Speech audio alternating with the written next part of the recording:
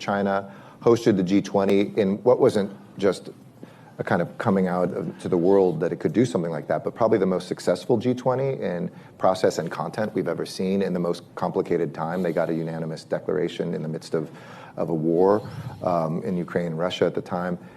It was a historic year, not a new peak, I would say, in U.S.-India relations, but a new floor. And for a long time, U.S.-India relations, we actually supported India's independence over the Brits. We had great relations. But when we pivoted, ironically, to China in the early 70s, we walked away from India, pushed them towards the Soviet Union. We were close with Pakistan. And I think Indian government didn't feel that the U.S. was a trustworthy partner, and sometimes even worse. That all changed in about 2000. President Clinton and then George W. Bush started negotiating something that India as a nuclear power, it's called the Civil Nuclear Deal, allowed them to not be ostracized anymore because of their nuclear weapons and to come into kind of the full membership of many international organizations. And because the U.S. carried a lot of water on that, it opened up a whole new relationship. And since then, through Democrat-Republican administrations, it's really been on a steady upswing. That's an incredibly strong relationship. I think if it was Facebook status for a long time, it's complicated. Now we're definitely dating.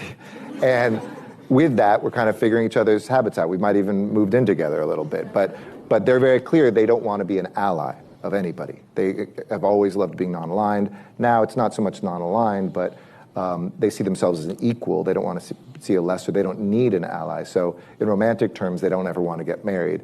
But I always say, let's keep some romantic ambiguity at least about where this is headed, because in this world, it really is, I'll say two things. We're the two largest democracies in the world.